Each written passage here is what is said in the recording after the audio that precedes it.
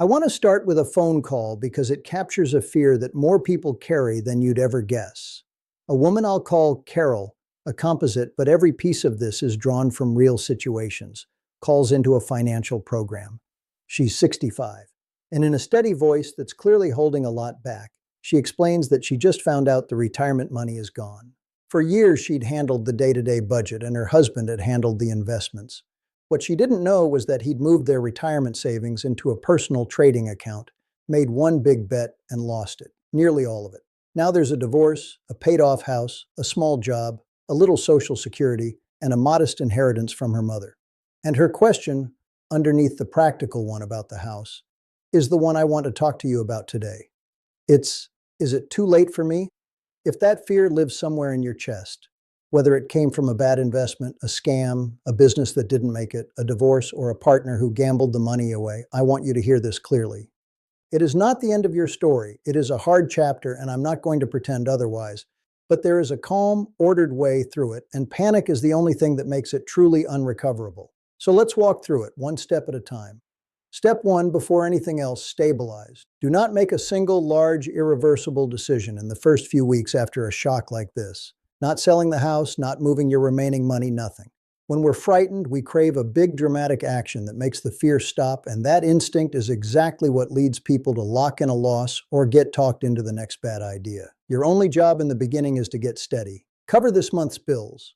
Carve out even a small cash cushion, a starter emergency fund, so that a surprise expense can't knock you over while you think. Stability first.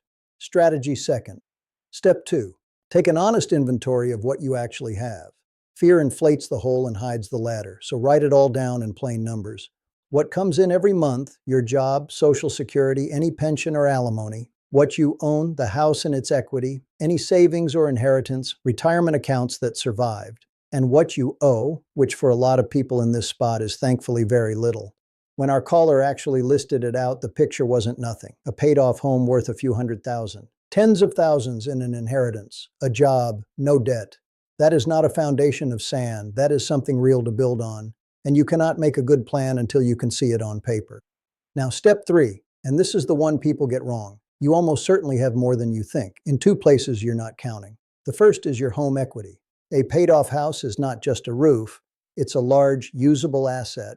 And later I'll talk about how to think about it without doing anything rash. The second, and the one that gets dismissed the fastest, is time. Our caller told herself, I'm 65, I don't have time to rebuild. I understand why it feels that way, but 65 is not the finish line it was a generation ago. If you have your health and even 10 more working years, that is a substantial runway, enough for consistent saving and steady, boring growth to do real work.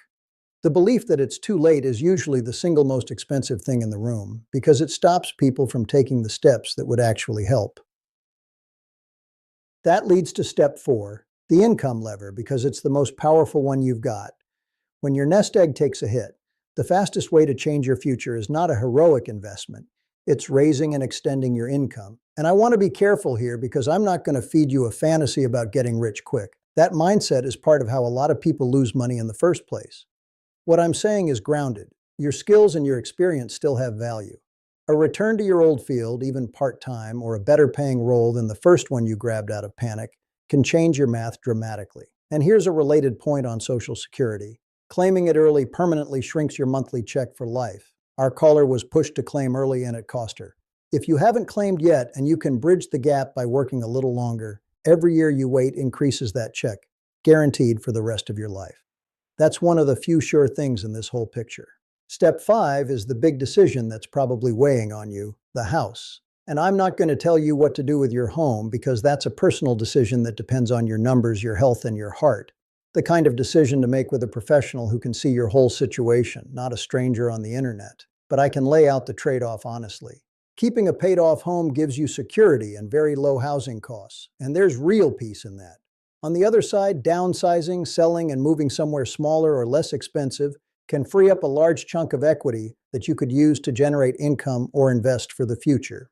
The catch is that it comes with its own costs, moving, condo, or association fees, and the emotional weight of leaving a home full of memories, sometimes at the worst possible moment. There's no universally right answer. There's only the answer that fits your life, made with clear eyes and good counsel, not made in a panic. Step 6. Make sure this never happens to you again. And this is where I get a little intense because it matters. Two lessons come screaming out of stories like our callers. The first is diversification.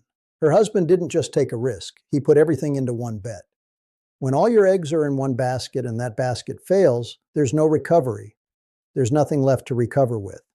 Sensible, boring, diversified investing exists precisely so that no single bad day can erase you. The second lesson is about day trading specifically, and I want to give you a real number. In one widely cited study, researchers followed people who took up day trading and looked at those who stuck with it for more than 300 days. 97% of them lost money. 97%, that's not a warning to be careful. That's a flashing sign that says this is not investing. It's a way to lose your savings with extra steps. If anyone, including someone you love, starts treating your retirement money like a casino, that is the moment every alarm you have should go off.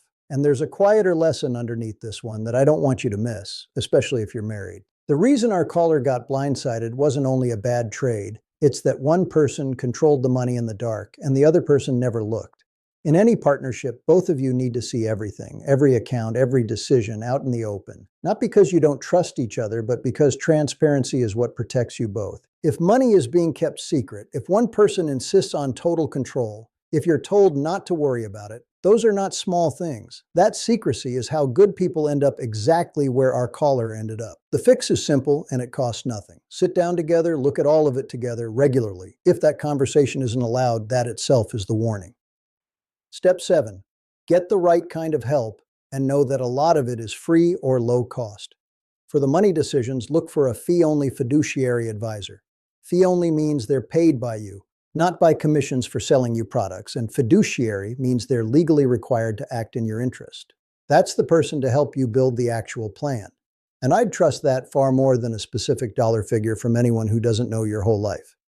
If what happened to you involved fraud or someone taking advantage, and if an older adult was pressured or deceived, it very well may have been. Contact your state securities regulator and, in cases of elder exploitation, adult protective services. If debt is part of the picture, a nonprofit credit counseling agency can help for little or nothing. And because a lower income may now qualify you for help you didn't need before, it's worth doing a free benefits check to see what programs, from prescription help to property tax relief, you're newly eligible for. You have more resources available than it feels like tonight.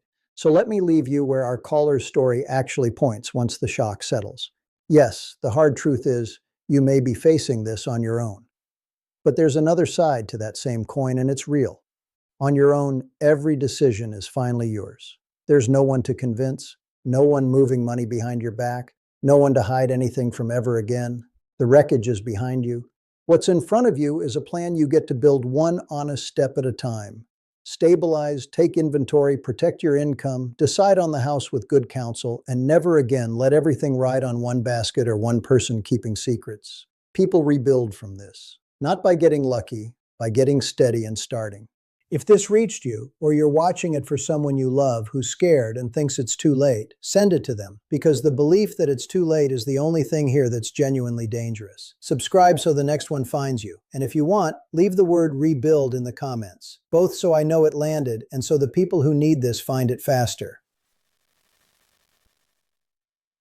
One important note before you go. I'm Tom Miller, and I make these to teach, not to give you personalized financial, legal, or tax advice. I'm not a licensed financial advisor, attorney, or CPA, and nothing here creates a professional relationship or is a recommendation to buy or sell anything. Every situation is different. Investing always carries risk, and no outcome is guaranteed. Carol is an illustrative composite, not a real person. For decisions about your own money, sit down with a qualified, fee-only fiduciary advisor. And if you believe fraud or elder exploitation was involved, contact your state securities regulator or adult protective services. I'll see you in the next one.